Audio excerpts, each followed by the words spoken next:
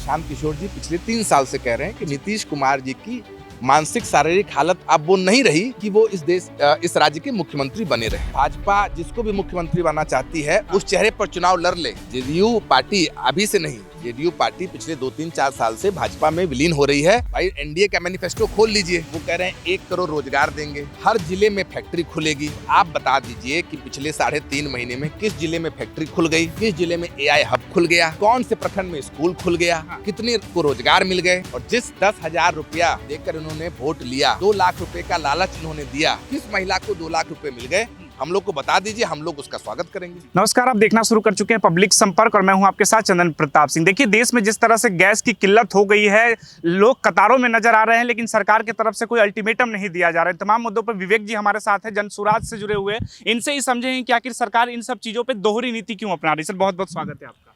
बहुत बहुत धन्यवाद। कैसे हैं आप? जी ठीक है सर, सवाल ये है कि अभी जिस तरह से मोदी जी ने देश के लोगों को फिर से कतारों में लाके खड़ा कर दिया, तो सरकार इस पे स्टैंड क्यों नहीं ले रही आकर?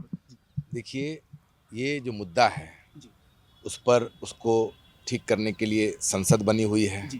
मोदी जी हैं इस देश के प्रधानमंत्री, राहुल जी हैं एलओपी, तो एक व्यवस्था बनी हुई है और उनको ये देखना चाहिए। हम लोग जहाँ पर अभी हैं बिहार, आप देखिएगा 3-4 महीने पहले यहाँ पर चुनाव हुआ और बिहार इस देश का सबसे गरीब राज्य तब भी था और आज भी सबसे गरीब राज्य है।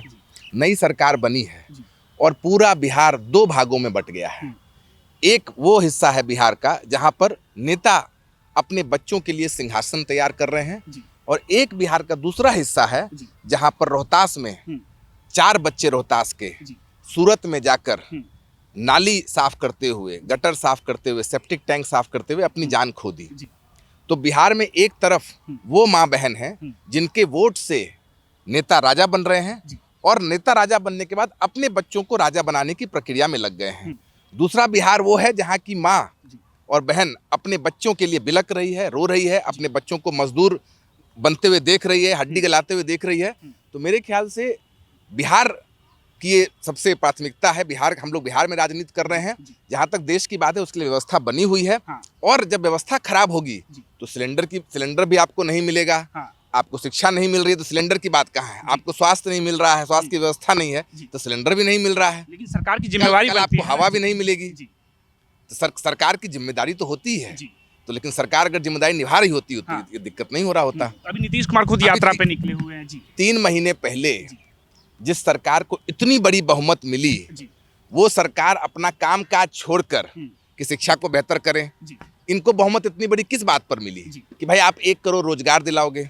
इनको बहुमत मिली कि आप 1.5 करोड़ महिलाओं को लखपति महिला जीविका दीदी बनाओगे। इनको वोट मिला कि आप लोगों के लिए यहाँ पर फैक्ट्री खोलेंगे। इनको वोट मिला कि आप विद्यालय अच्छे बनाएंगे। तो ये सब काम छोड़कर, विद्यालय, फैक्ट्री, रोजगार, ये सब पलायन को बंद करने का काम छोड़कर, इनको वोट मिला कि ये पलायन बंद करेंगे। ये सब काम छोड़कर कौन राज्यसभा जाएगा, कौन मुख्यमंत्री बनेगा और समृद्धि यात्रा कर रहे हैं। जो इस देश का सबसे गरीब राज्य है, मोदी जी के रिपोर्ट से ये जो देश की सरकार है उसका रिपोर्ट कह रहा है कि बिहार मल्टी डायमेंशनल पॉवर्टी में नंबर 1 है। वहां पर मुख्यमंत्री इन सब चीजों को छोड़कर समृद्धि यात्रा कर रहे हैं और अपनी राज्यसभा जाने की तैयारी कर रहे हैं और अपने बेटे को मुख्यमंत्री बनाने की तैयारी कर रहे हैं। तो ये बिहार की जनता को सोचना है कि आप देखिए कि एक तरफ सोनू कुमार पासवान, संदीप कुमार पासवान, अमरिंदर कुमार, जिनकी माँ बहनों ने वोट दिया ताकि इनके बच्चे बाहर जाकर मजदूरी ना करें, इनके बच्चे बाहर जाकर 1000 रुपया के लिए अपनी जान को दांव पर न लगाएं, इनके बच्चे तो बाहर जा रहे हैं। दूसरे तरफ जिसको वोट दिया, जिनको उन माओ ने राजा बनाया, वो खुद तो राज्यसभा जा ही रहे हैं और अपने बच्चों के लिए भी सिंहासन छोड़कर जा रहे हैं। तो ये बिहार की जनता को तय करना है कि आपको वोट राज्यसभा कौन जा रहा है, कौन नहीं जा रहा है, इन मुद्दों पर चर्चा करना है या बिहार कहाँ जा रहा है, बिहार के बच्चे कहाँ जा रहे हैं, इस पर चर्चा करना है। ये बिहार का मुद्दा है, हम लोग के लिए महत्वपूर्ण है। क्या ऐसी जरूरत पड़ गई जो नीतीश कुमार बिहार छोड़कर दिल्ली जा रहे हैं? अभी तो उन्होंने नारे दिए थे 25 से 30, फिर से नीतीश। ये तो देखिए नीतीश कुमार बता पाएंगे और एनडीए बता पाएगी कि उनकी क्या मजबूरी है। जहाँ तक जनसुराज की बात है, प्रशांत किशोर जी पिछले 3 साल से कह रहे हैं कि नीतीश कुमार जी की मानसिक शारीरिक हालत अब वो नहीं रही कि वो इस राज्य के मुख्यमंत्री बने रहे। ये 3 साल से बता रहे हैं, लेकिन जो बड़ा सवाल है कि ये लोकतंत्र के साथ विश्वासघात है कि आपने चुनाव लड़ा नीतीश कुमार के चेहरे पर और आप बता रहे हैं कि कोई और मुख्यमंत्री होगा। ये लोकतंत्र है, जनतंत्र, ये राजतंत्र नहीं ना है कि हम बन गए मुख्यमंत्री और आप किसी को बना दिए मुख्यमंत्री। वो कह रहे हैं हम निगरानी रखते रहेंगे दिल्ली से। ये निगरानी रखते रहेंगे दिल्ली से, क्या मजाक चल रहा है? ये बिहार के साथ ये मजाक चल रहा है कि मुख्यमंत्री बना कोई और, अब बोल रहे हैं दिल्ली से निगरानी रखेंगे। किसने उनको ये क्या प्रावधान संविधान में है कि निगरानी रखने वाला कोई बनेगा? ये तो जनता को मूर्ख बनाने की बात है और अब इसलिए जनता को सोचने की बात है। प्रशांत जी एक और अच्छी बात कहते हैं कि नेता को गाली देने से बात नहीं बनेगी। अगर बिहार को सुधारना है तो बिहार के लोगों को प्रयास करना पड़ेगा। बिहार के लोगों को ये समझना होगा कि नेता को गाली देने से बात नहीं बनेगी। आप अपनी जिम्मेदारी लीजिए। आप ये सोचिए कि आप वोट जाति पर दीजिएगा, धर्म पर दीजिएगा, 10,000 रुपये पे दीजिएगा या अपने बच्चों के लिए दीजिएगा। आपने मुख्यमंत्री के बच्चों के लिए वोट दिया, आपने 10,000 पर वोट दिया तो नेता का बच्चा राज सिंहासन पे बैठ रहा है, हमारा और आपका बच्चा 5 रुपया में। अगर आपने 10,000 पे, हमने 10,000 में वोट दिया तो 5 रुपया दिन का होता है। उस पर हमारे बच्चे जाके सूरत में सेप्टिक टैंक में मर रहे हैं। तो ये बिहार की जनता को सोचना है। लेकिन आपके लिए राजनीतिक विरोधी तैयार हो रहे हैं, निशांत राजनीति में आ गया। अब युवाओं के बीच टक्कर होगी, एक तरफ तेजस्वी यादव, निशांत, इसी तरह प्रशांत किशोर। कौन है निशांत? नीतीश जी के बेटे हैं। ये बस आपने जवाब दे दिया, नीतीश जी के बेटे हैं। और सोनू कुमार पासवान रोहतास की एक माँ की बेटी है, तो वो जाके सेप्टिक टैंक में अपनी जान दे रहे हैं। और उनकी पहचान क्या है? निशांत को राजनीतिक चुनौती देख रहे हैं कि नहीं आप? निशांत जी राजनीति में आए, उनका स्वागत है, लेकिन जिस तरीके से तेजस्वी यादव लालू यादव के लड़के हैं, उसी तरीके से निशांत कुमार नीतीश जी के लड़के हैं। बाकी वो अब आए हैं राजनीतिक, अभी किए कहाँ हैं? अभी तो भाई उनके पिताजी का दल है तो उन्होंने उनको दल में बैठा दिया। अगर आपका दुकान है तो अपने बेटे को बैठा दीजिएगा। इसमें राजनीति में आना नहीं आने की क्या बात है? जनसुराज के लिए मुश्किलें पैदा करेंगी ना वो। सुरेंद्र पासवान के पिताजी का दल नहीं है तो वो सेप्टिक टैंक में अपना जान दे रहा है। हमारा आपका दल नहीं है तो रोज मेहनत कर रहे हैं कि कुछ जीवन में बन जाएं। नीतीश बाबू का दल है तो नीतीश बाबू जाने के पहले अपने बेटे का जीवन बनाकर जा रहे हैं। लेकिन प्रशांत किशोर जी चुनाव से पहले जैसे कहते थे जदयू पार्टी टूट जाएगी, खत्म हो जाएगी, लेकिन उनके बेटे आ गए हैं उस पार्टी को आगे चलाने के लिए। तो आपके लिए तो राजनीतिक विरोधी खड़ा हो गया। हम लोग यहाँ पर विरोधी खड़ा होने के लिए या किसी के विरोध में नहीं आए हैं। हम लोग जनता के पक्ष में आए, ये समझिए। जनता की सरकार बनाने आए हैं और हम लोग आए चाहे नहीं आए। आप देखेंगे कि जिस बिहार में मुफ्त में वोट लेने की आदत नेताओं को पड़ गई थी, जहां पर नेता के मन में जनता का डर खत्म हो गया था, उसी बिहार में आज 1.5 करोड़ महिलाओं को, वृद्धजनों को 400 रुपया से उठाकर 1100 रुपया का पेंशन मिल रहा है कि नहीं मिल रहा है? मिल रहा है। महिलाओं को 10,000 रुपया मिला कि नहीं मिला? मिला। जहां पर फ्री में वोट लेने की आदत थी कि जाके आपको अपनी जाति धर्म बतानी है, हिंदू मुसलमान करना है और आपको वोट मिल जाएगा। उस बिहार में पहली बार जिन नेताओं को आदत था कि राज खजाना अपने बच्चों के लिए, अपने परिवार के लिए खोलने का, वही नेता आज बिहार की जनता के लिए खजाना खोल रहे हैं। एक ही बार खोल रहे हैं। ये भी जनता को देखना होगा कि 5 साल में एक बार खोल रहे हैं। अगर जनता की सरकार आती तो ये खजाना हर महीने बिहार की जनता के लिए जनसुराज दावे कर रही थी हमारी सरकार बन रही है, तो आप इन्हीं को उपलब्धि मानते हैं कि सरकार ने एटलीस्ट सुना तो, पलायन को मुद्दा तो बनाया, वृद्धा पेंशन तो बढ़ाया? नहीं, हमारी उपलब्धि नहीं है ये दिखाता है कि लोकतंत्र में विकल्प होने की कितनी बड़ी ताकत है। अगर जनता इस विकल्प को मजबूत करेगी तो जनता की और बड़ी उपलब्धि होगी। आज उनको 5 साल में एक बार मिला 10,000 रुपया। अगर वो अपनी सरकार बनाते, जनता की सरकार बनाते, तो उनको हर महीने 10,000 रुपये मिलते, 15 रुपये मिलते। तो अभी जनसुराज क्या कर रहा है? जमीन पे है या फिर सिर्फ चुनाव में नजर आएंगे? फिर प्रशांत किशोर कहाँ घूम रहे हैं? प्रशांत किशोर जनता के बीच घूम रहे हैं। ये तो आप बताइए कि और कौन है पार्टी अभी जमीन पर? आप बता दीजिए कि अभी जहानाबाद में बच्ची का रेप हुआ, दरभंगा में बच्ची का रेप हुआ, सूरत में 4 बच्चे सेप्टिक टैंक पे मर गए। कौन इनकी आवाज उठा रहा है? कौन इनकी आवाज बन रहा है? मुझे तो और हमें तो सिर्फ प्रशांत किशोर और जनसुराज दिख रहे हैं। तो जो भूमिका जनता ने जनसुराज और प्रशांत जी को दी थी कि भाई आप सदन में नहीं जाएंगे, आप विपक्ष में नहीं रहेंगे, आप अभी भी जाकर 5 साल हमसे जुड़े, जनता से जुड़े मुद्दों के बारे में बात करेंगे।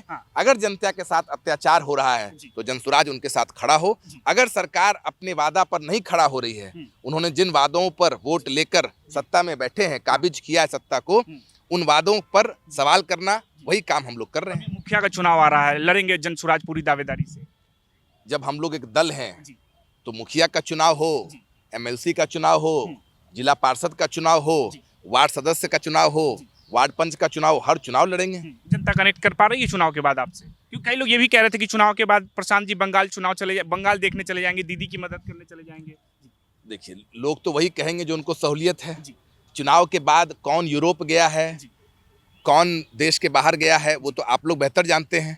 प्रशांत जी चुनाव के पहले भी गांव-गांव घूम रहे थे, प्रशांत जी आज भी गांव-गांव घूम रहे हैं। जनसुराज पहले भी गांव-गांव जाकर ये बता रहा था कि अगर अपने बच्चों के लिए बेहतर भविष्य चाहते हैं तो अपने बच्चों के लिए, शिक्षा के लिए, रोजगार के लिए वोट दीजिए। जो बोइएगा वो मिलेगा। अपने बच्चों के लिए वोट दीजिएगा तो आपका और हमारा बच्चा को अच्छा शिक्षा मिलेगा, रोजगार मिलेगा।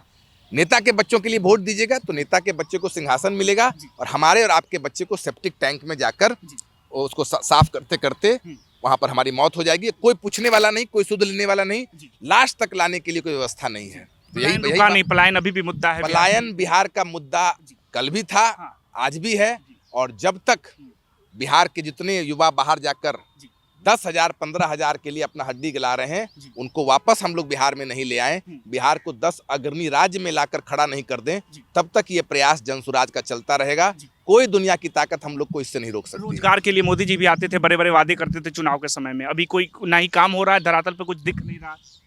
आप बताइए, जिन मोदी जी को दिल्ली में बैठकर बिहार की माँ रसोई में अरवा चावल खाना चाहती है कि उसना चावल खाना चाहती है, वो वहां से दिख रहा है।